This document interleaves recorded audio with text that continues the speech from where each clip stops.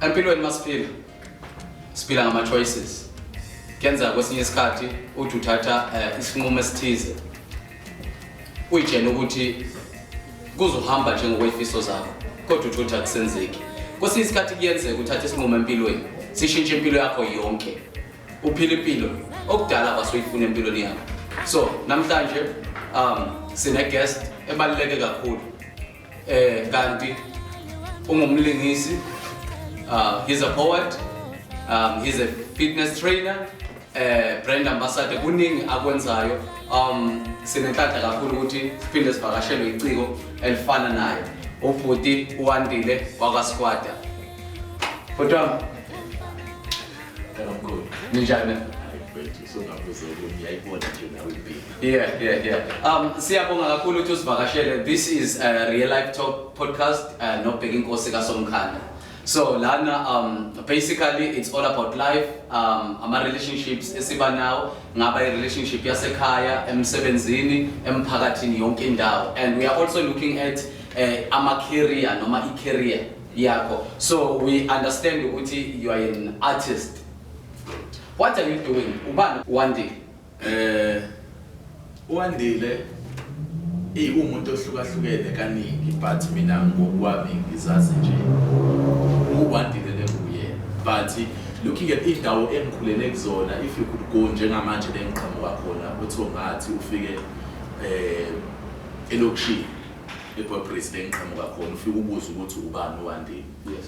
You will meet someone ozokutshela ukuthi Wandile out here around iphanda nje mfethu out determined, focus and all that, and then you will go to emakhaya la engikhulele khona and you will ask umuntu ozohlangana naye, it could be mhlawumbe ubaba omdala okanye untanga yethu or whoever, and umbuzo ukuthi ubani Wandile, and they will tell you ukuthi umfana kaSteleka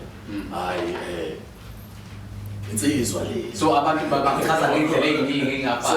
Uma ngabe umuntu eindaweni ezihlukene uba umuntu ohlukile, but nalokho futhi it is determined by how you see yourself. Oh, okay. It's determined by how the environment of the place is when and the way you see yourself, how are you adapting, and ufisa ukuthi abantu bakubone kanjani. Okay, so now usespace in art. So what are you doing with art? So Wandile is an artist,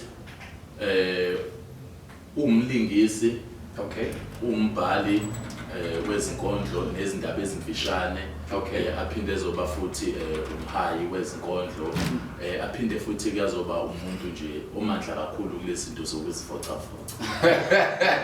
I know siyabona akushoyo kanjalo. Okay. Abaningi abantu bayakwazi kwezokhaya inkondlo because unokubonakala nakwezinye indawo makunemicimbi and all that. So now recently sikubona kakhulu kumabonakude and laphana uyindodana kaDifa umkhokha ke siyawuthanda sonke siyawulandela futhi. So now kukuthathe isikhathi esingakanani noma kukuthathe ini ukuze ufike la usukhona namhlanje, ukubuka nje ijeni yakho yonke especially kwi art uze ufike la ukhona namhlanje? That's a very deep question. Because it doesn't only take you to be an artist, but ngicabanga ukuthi ukufinyelela la engathi inkosi ingibusise ukuthi ngifinyelele khona namuhla, it was beyond ukwazi nokucabanga kwami, but it was within i-determination, nokuzimisela nokuzibona kwami ukuthi nakho le ngifisa ukuya khona. Yes, but in terms of ukuthi ngifike ngicabanga ukuthi lokho kube umusa kaNkulunkulu. But umusa kaNkulunkulu whenever wenzeka, it has to find you in a position of you knowing ukuthi njengamanje ukusigaba sokuthi ubhekele. Yes, into kanjalo. So journey yami of being umkhokha didn't just wake up nje ngazibona sengikumkhokha. As you've mentioned ukuthi I'm a poet, I'm also umuntu ozikhandlayo ngokuzivocavoca. Basically, I'm an artist. Yes, I'm a full-time artist. Looking at the fact that I come from a background of the recognition yama-artist is very rare.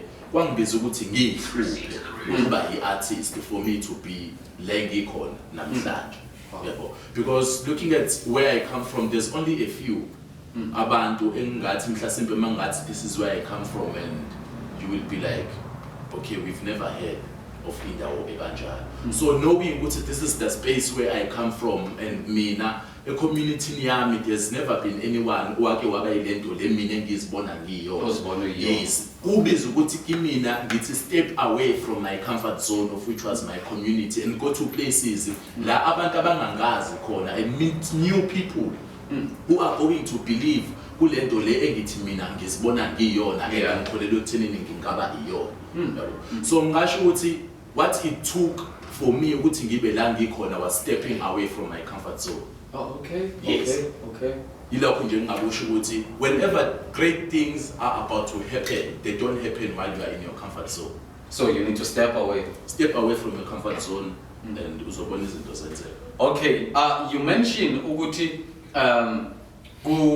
it's not easy to make it, especially uma usuka endaweni la khona izinto zobuciko zingarecognized kakhulu. So now ukuba nefiso ehlukile nama-goals ahlukile, especially within a space art. So umndeni wakho siyazi ukuthi from emakhaya ethi siphuma kona kuyenzeka besise esikoleni ngethemba lokuthi lina soba ngodokotela, soba ngothisha, ama-pilot,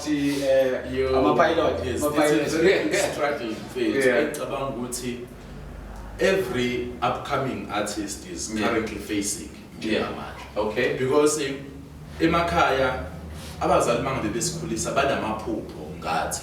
So uma ngabe basibuka with a certain image kubona ukuthi yazi Wandile njengoba bekhula mengikhaba ukuthi, but without an understanding of ukuthi yazi Wandile njengoba bekhula naye unento azibona eyona, of which mina ehlukile kunale abazali abayibonayo. So now when you take indlela ehlukile compared to le umzali abekubonela yona, you seem to be a distracted child engena direction, because manje that direction le oyithathayo wena is not clear umzali. They have never seen anyone uhamba le ndlela le oyihambayo wena ba successful. So then ifamily yakho uma mhlambe udecide ukuthi nayi into engifuna ukuyilandela, like so what was the challenge? So this is where it all started. So ngangenza izinkondlo before I discovered e-acting, before I was exposed to e-acting. As an artist, I started with ukubhala, creative writing, ngenza inkondlo. Then now and then I'll involve myself kuma theater, senze ama poetry fused with theater, sihlanganise and all that. So that was when I was still in high school. So from a high school ngikhule ne-oledi, abazali bami basakhona bobabili but they are not together. So ubaba ungaseMaritzburg and then umama ngapha uThungathi. So mostly sengingapha ngiqale ngafunda eMaritzburg, then from there ngabuya ngeza ngapha eThekwini sengizohlala noma. So from there sikhula nje oledi li single parent, and indaba yokuthi nje umuntu kumele akwazi ukuthi abe independent was something that we learned from isikhathi umuntu esakhula, yebo. So now uma ngabe ukhula, obviously abazali nabo they have people ababaziyo ukuthi, and they know ukuthi yazi umntanami ufundi ugrade ukuthi njengamanje kunjani emsebenzini lapha yana, ngeke mhlambe makuvalwa ikolo umfake lapha yana. Yes, so izinto ezikanjalo. And then they look at abanye abantwana being active when kuvalwa ikole, mhlambe kubanjwa ama piece job. And yes, we did bamba ama piece job every day when isikole zazivaliwe, but when we finished school, that's where the problem started, because now people were enrolling into universities, people were applying for imsebenzi, people were getting job here and there. And yet when as an artist, maybe it does happen that you don't even get the opportunity to ufinyelele e-university due to mhlambe personal reasons. Nasesikoleni, yes, you were fundering, but the fundering didn't go according to indlela wena. Exactly. And didn't give you the platform that you needed. So now you understanding yourself, knowing what exactly, you actually follow ama links that goes towards lento le uyifunayo. Yeah. So it's a very difficult journey as an artist because mawuqala uyithatha leyo ndlela leyo, they see you as umuntu o distracted. Ongenandlela ongazazi because first thing mangabe bephuma abanye beyosebenza wena uphuma uyolandela i-performance ekhuluma nge-exposure ukuthi okay njengamanje siyaveza you are not getting anything. So uyaphuma uyaperforma ufuna imali wena ohlanganisa imali zokuthi ufinyelele laphayana, and every time ezinye ingane ziphuma zibuya na something when uyaphuma nje. So eventually ugcina uthola imibuzo yokuthi iyini lento yakho. That's abanye vele bazobethi yekele vele because ayisebenzele iyini lento yakho. Yenzani waphela nazi ezinye ingane ziyahlanganisa ziyabuya naleso simo sibeka itafreni, but wena uhlezi up and down nje awutholakala nale ekhaya because when you are an upcoming artist that is determined oshiswa into ngaphakathi of wanting to ukuthi ayiveze lento yakhe, but knowing ukuthi kulesi space lesi engekusona these people do not see and recognize lento le ekhona ngaphakathi. So now when you go out to show lento le ukholelwa kuyona, people osuka kubona they expect you ukuthi ubuye usunomehluko, ubuye sekhona lokhu okuphethe. So now when you come back empty handed, they see you and be like hey so now what you mean to say ukuthi lento idinga isikhathi. It's a work on your craft. It is an investment. But let's not look at investment. Let's look at a simple example of ukutshala isihlahla. Being an artist and wanting to groom yourself to being a productive artist is like ukutshala isihlahla. So now when you tshala isihlahla, you don't just gumba umsele usifake isihlahla ufake lezo impande then uvale ngomhlabathi and expect it ukuthi sikhule for you to come and access ama benefits, ama fruits as and whatsoever. So when you tshala isihlahla, it's a process of you having to understand ukuthi ngitshalile. And now and then I'll have to come and check ukuthi how's the process of uyayinakekela uyachela la uma ngabe ukhula izihlahla eceleni, because eventually izihlahla izokhula ama weeds izonke ukhula lizokhula la eceleni, and then ukhula mangabe lukhula, by the time ukhula if you are not taking care of leso sihlahla leso, eventually it will not grow ukuthi sibe lesi sihlahla esizoproducela ama fruit because isizobanjwa ilolukhula lo. So now that is why I'm saying you need to move away from your comfort zone. Because manje lolukhula lolu mangabe ungalinaki it limits you from growing, and lolu I refer to as ama surrounding akho in that space that where you first recognize yourself, including the friends. Exactly, including the family. Family when they do not believe kwinto oyenzayo baba ukhula because they limit you from growing. Exactly. So ugcine mhlawumbe ungagcina udecide na ukuyiyeka lento le oyithanda. Exactly. If you do not understand uhlobo lalesi sitshalo lalesi sihlahla ositshalile, you will eventually give up kusona because manje uzothi mawusitshala bese u expect ukuthi sikhule uthole ama benefits ama fruit from leso sihlahla leso, without understanding ukuthi they first have to be ukhula uzolihlakula, and sometimes lolo khula lolo it will require you to move away from ekhaya. Because now we are seeing ukuthi I do have something engitshalile lana, but there's lots of movement kule ground le engitshale kuyona, and that movement le is not good for lento le engitshalile. So why don't I move away from a place whereby I don't know where, but as long as it's a place whereby ngizokwazi ukuthi ngikhulise lento until ziproduce lento le engibonayo ukuthi at some point at some day ilento engiyifunayo and izongisebenzela. Okay. I understand. So now ukhulise umama yedwa. Yes. Ubaba uphi? Well, ubaba ukhona. I wouldn't say ngikhuliswe umama yedwa. Yes, ubaba ukhona, we communicate with ubaba. But most of the time we spend noma. So ubaba, I only see ubaba now and then. Mangabe wa maholiday kula ma special occasions. And ubaba indoda yasemakhaya. So ubaba wazi ukuthi mangabe uyinsizwa not ukuthi mhlambe kunongaboni ngasolile but ubaba wazi ukuthi mayisafona athi khamba kahle indoda yabo so no hard feelings no the only person engikwazi ukuthi ngithi okay idladleni kanje is uma but in terms of ubaba ukhona nayo nempilo nonkosikazi whatsoever it's just ukuthi abashadile benoma mostly ngesesayidini likamama but ubaba ukhona yena umuntu ohlezwe isikhathi so now don't you think ukuthi ungabi bikho kwakhe empilweni yakho I mean like ukulala uvuke khona and don't you think ukuthi kunezinto ongayifundanga kuyena? There's a lot and in fact I've seen the effect of not having ubaba eduze that father figure empilweni yakho yes because at some point you grow up and eventually take decisions that you think ziyakhulisa wena as a man because looking at the fact ukuthi sikhula ekhaya imini umuntu wesilisa omdala yeah so I'm the second born kuma but udade wethu uyena omdala then bese kuzoba imina so mangabe sikhula ekhaya asifani nangomqondo nangokwenza izinto nangokuupdate year and day so now understanding ukuthi sikhula sibaningi with a single parent kokunye ugcina ubona ukuthi I cannot ask this of uma because ekhaya it was not a matter of ukuthi mawufuna into uzocela into namhlanje kusasa yes you have to ukuthi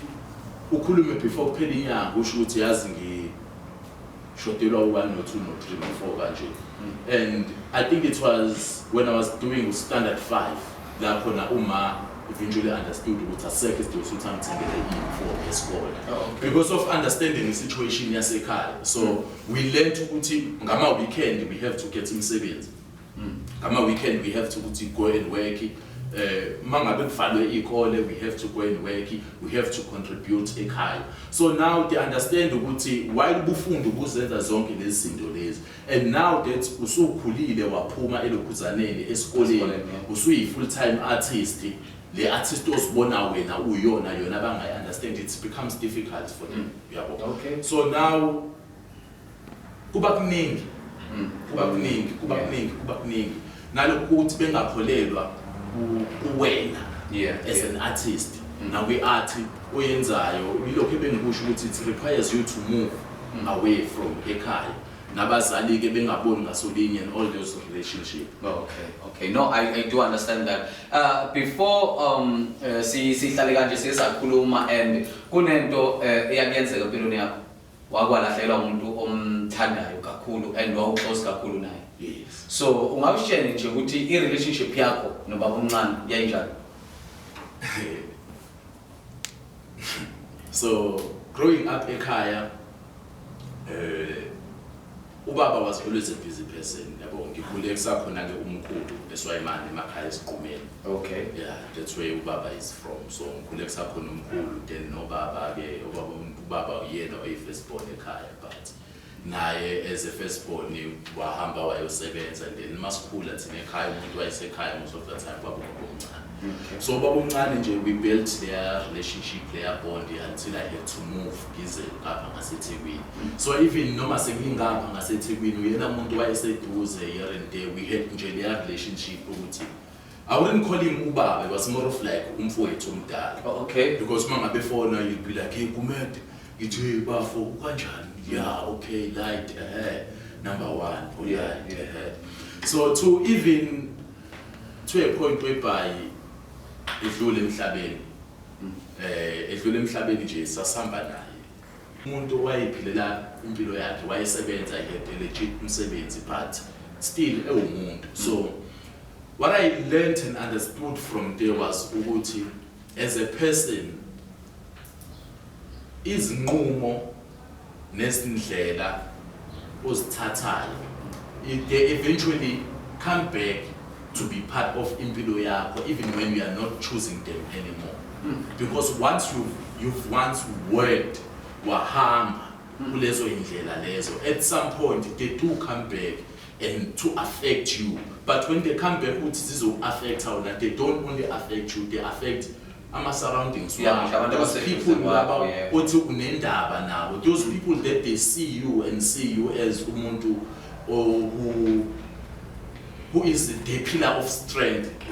They see you as umuntu osithi ish yazi ubani njengoba umuntu ekanje ubukhona bakhe nje. So now for indlela zalowo bani lowo obumbuka kanjalo, for them to come and haunt them in a way that you were not aware of ukuthi kuno 1 no 2 no 3 ubani awenzayo that you do not know, but you only seeing sekuya ama results and consequences of leyo ndlela. Yes.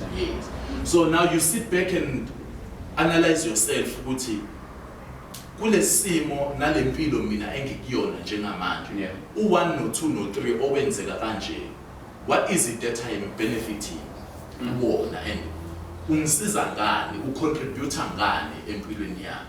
So now that's where you get time to sit down with yourself uzibuza ukuthi ngifuna ini and what is it going to take for me ukuthi ngi-achieve le engifuna. Okay. No, we do understand. So now ngizokubuyisela emuva nje kancane. Let's look at umkhokha. So laphana siyakubona ukuthi uyindodana nje ngendlela ubuya ngathi ufundisekile. Uyabona uyindoda, uyabona nje indodana nje yasekhaya irresponsible, engiyakhumbula lilamtshela usisi wakho laphana ukuthi engathi indlela zakhe angathi kuyishintsha because ngomlethela namathuba angcono futhi amasha nasempilweni yakhe. So now let's look at impilo kandoda on umkhokha, sibuke impilo kaWandile in real life. So kukhona ukuhlangana, kukhona ukufana, kukhona ukuhluka phakathi kwenu bayithu ama characters wenu. Ngasho ngithi mostly ukufana. Because looking at undoda uyisosha. Okay. And that is how undoda grew up believing in. Okay. Ekhaya kubo. Everyone ekhaya kubo was believing in indabeni yesonto ukuthi you have to grow up uhambe yesonto. Yes. This. But undoda he said, no, mina ngifuna ukuba yisosha. Oh. Despite of ukuthi ubaba uthini, I do understand isifiso sikababa and I do respect isifiso sikababa ngami, but nami nginezifiso zami ngami. So undoda decided ukuthi no, I will go and be isosha. And then after I have been isosha and come back home and show abantu basekhaya what is it to be isosha. Yeah, exactly. So it's more of like the same thing with Wandile. Wandile comes from an environment of people that know nothing about the art. Yes, there's never been a history of anyone ngasekhaya or who was an artist. So now for me to uthi ekhaya bathi ekhaya bekholela ukuthi umuntu uyavuka yosebenza bese ngithi mina ngiyokwenza artist ngifuna ukuvela ku TV. They look at you like right. They look at you like kwenzakalani. Yeah. So exactly ngasho ukuthi what I've realized ngezinto ezifanayo nondoda noWandile ukuthi they are both goal driven. Okay. Yes. Yeah. Looking at the state of undoda njengamanje, undoda he's going crazy about his passion of being a pilot. Yes. And looking at uWandile njengamanje, uWandile is ready and fit for anything as an artist ukuthi njengamanje if ever things were to be like this, ube kuyangami ngenza u1 no 2 no 3 no 4 njengamanje, but isikhathi sisebenza ngendlela yaso. And I always say ukuthi the best thing for an artist or for any man is for isikhathi sakho sokuphumelela to find you ready in your position. Yes. So that is one thing ngingasho ukuthi iyafana undoda noWandile. Enye into eyesibili engayifanisa undoda noWandile is undoda being ubhuti omdala ekhaya. Yes. Even though Wandile is not the firstborn ekhaya, but he is ubhuti omdala. Yes. Who take responsibilities, who make sure ukuthi everyone is okay. Who worries, even though at some point he might not have means to make sure everyone is okay, but he's always aware ukuthi yes, there's 1 or 2 happening with usiswami, yes, there's 1 or 2 happening with ubafu, yes, now and then uma ukanje. So ngicabanga ukuthi that spirit of awareness, of being aware ukuthi oh okay, and wanting to know more about what is happening. ngasho ngithi that is one thing efanayo. Yes. Okay. Kahle like aware kama differences angakanani. So the only difference ngasho ngithi I doubt there are any difference besides the fact that undoda umuntu wesikole and all the time is like yonke into ufuna nje ihambe kanje. Yes, to answer your question ngasho ukuthi wena as ukholeni you've met Wandile beside lo umbona escreen and you could see ukuthi there is a bit of a different and undoda is like but Wandile is an approachable person in manners of ukuthi and I was also like with experiments now umkhokha. Exactly. Yeah. So now sisase lapho masibuka kumabona kude siyakubona laphana Wandile into esifisa ukuyazi ngaye ukuthi akekho yini emathandweni mhlawumbe akekho umhlahlekisana naye senzele phela ukuthi nabantu abazobuka le podcast bebuke mhlawumbe bakhona incwadi abafisa ukuyibhala beyibhala ukuthi hey sacela ngidlulisa umkhonzo la so ubudlelwano obukona njengamanje ngabe ukuthi Wandile uyatholakala unazo ingane ushadile ukhona unkosikazi into kanjani esingakusho nje ukuthi ama application offices avaliwe. That is number 1. Ama applications office avaliwe. Even though I will not get much into details about it, but yes, I do have umuntu engizwana naye esihlekisana naye. I do have a 5-year-old daughter. Wow. Esakhula nje engifisa ukuthi ikhule nayo ngelinye ilanga ibe aware of herself. Okay. Yes. So yeah, in terms of the relationship, I do have umuntu esihlekisana naye and inayo ingane and I'm not available. So no, siyabonga kakhulu. So now I think umbuzo ugcina nje engakubuza wona. Ngingathi eyintweni zonke obukade ungayikhetha. Ngizobuyela emva kancane kodwa ngiyaphambili ukuthi kungani wa choose art, like kungani, what's that specific thing that move?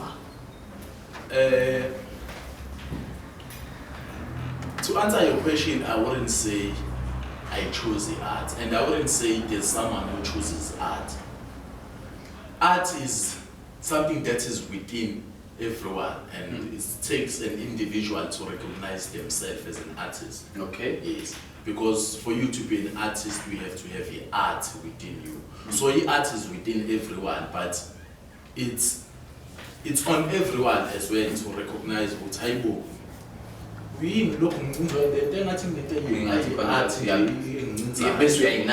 then for you to pay attention to it. Yes, and how do I feel? I know. Yes,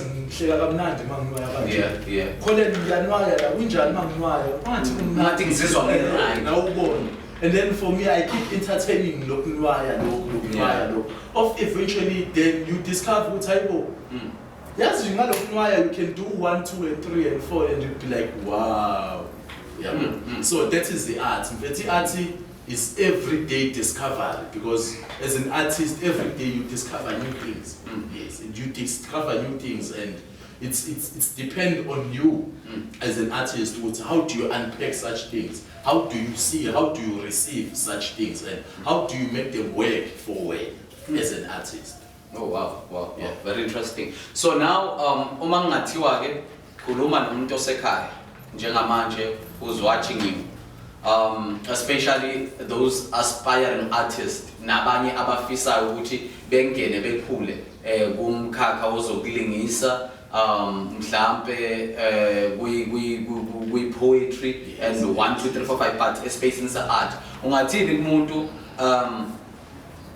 obona sengathi kuyinto esidini naye, because we understand ukuthi la khona awuzange walala wavuka and then kwathiwa you have achieved 1 2 3 4 5 but you had to work hard and work your way ukuthi ufinyelele la ufuna ufinyelela khona. So now umuntu kunezimo ezibhekana eziphambana naye, kunezimo ezimvimbayo. I do get you exactly. So as I did mention ngenkathi siqala ukukhuluma ukuthi I come from a background where art is very rare. Yes. So what I can say to umuntu who ozoba nenhlanhla ukuthi abuke le podcast and listen ukuthi as an artist it's khathi manje for you to believe more in yourself. It's khathi for you to believe more in your craft for us to see and believe in you as well. Because you cannot convince abanye abantu when you are not convinced yourself. If you see yourself as your artist, then you have to be convinced within yourself. Yes, I'm the artist. I am an artist for you to project the energy of being an artist for even other people to see what. No, ngiyababona laba abanye, but there's something kwenzakalani ngawe, and for them to realize what, oh yes, he's within the art. Oh, he's an artist. So into engayisho kumuntu obukele njengamanje ukuthi kodwa abantu at this point kodwa ispace se-comfort zone, more especially to umuntu okwindawo whereby no one sees and recognize lento le abakholelwa kuyona. So engakusho ukuthi that's your comfort zone. If you still haven't met a person othi lemfethu wenzani with an interest of knowing, you are still within your comfort zone, and within your comfort zone you can never flex enough. Yes, you can never flex enough. So engishoyo umuntu obukele njengamanje ukuthi it's time for you to believe in yourself. And when you believe in yourself enough, you will step out of your comfort zone, but knowing ukuthi with what you have and with what you believe in, wherever now we are going, you'll still be able to stand tall and say I am here. Yeah, because you are to represent lento engiyona nengikholelwa kuyona. Wow. So umagic kulele ekuthenini ikholelwa kuwena for us to kholelwa in you. Also lento ayiqale ngawo. Exactly. Ilokho nje ngingakusho. Okay, no siyabonga kakhulu. So now njengomuntu ophinda wenze izinkondlo, ngabe ikhona indlela yokuthi ubhukeke uyatholakala yini makuthiwa mhlawumbe bayakufuna? Ngiyazi kwesinye isikhathi nokuba nawo MC and all that. So now let's say nakho nginomcimbi ngifuna ukubhuka uWandile. Ngingamthola kanjani? So Wandile uyatholakala on social media platforms. Okay. On Facebook, Wandile Gumede. Okay. And then, as I did mention earlier on in the conversation here, I come from two family sides. Side Kababa, side Kababa. So there are people abangazi as Wandile Gumede, Manglan Patembone, and that is fine. So I also grew up from inside Gama, and there are people who know me as Isbongo Skama, because as I've mentioned, Utubaba Noma and there's all that. Okay. So nginesibongo lezombili ngisebenzisa zombili mangifika ngapha kubizwa lesi mangifika ngapha kubizwa lesi. So on Facebook uWandile wagumente, on Instagram Wandile Skwata. Okay, ngoba ukuthi nje mina ngedwa yeah. So on Instagram Wandile Skwata, same thing on TikTok Wandile uSkora Imbongi. Yes. Okay. So uyatholakala kulawo social media platforms Wandile for bookings, for MC, for ukuthi sisebenzisane, and for everything, for any communication. Yeah, those are the platforms engitholakala kulo. Okay. No siyabonga kakhulu. And thanks for sharing with us impilo yakho. Because I believe ukuthi kunomuntu who's going to learn a thing or two or three things kulo hambo lwakho, because sonke sinama challenges wethu ngendlela engafani. Omunye umuntu engathi mina sami isimo sinzima, kanti mayilalela omunye umuntu amtshela hey nesami sinje avele ubone ukuthi hayi usho ukuthi sakho mhlawumbe singcono. Yeah, I believe we all come from different backgrounds. Yeah. And our backgrounds wethu our fun. But what I also understand is the background yakho doesn't determine who you are and where you should be. Yes. It's you and what you believe in that determines indlela yakho nokuhamba nendlela oyihamba ngayo indlela yakho. Okay. No siyabonga kakhulu guys. This is a Real Life Talk podcast with Ubheka Inkosi kaSomkhanda. Siyabonga kakhulu and thanks for watching, and Oh, kunengakhulu okuzayo. So right now we are going to the next session where he is going to perform for us inkondlo zakhe. So there is a lot esizoyibona. So please make sure ukuthi uhlale phansi uyibuke podcast yonke iziphele because you are going to get inspired. There is something that you are going to learn ngokubuka impilo yomunye umuntu. Siyabonga.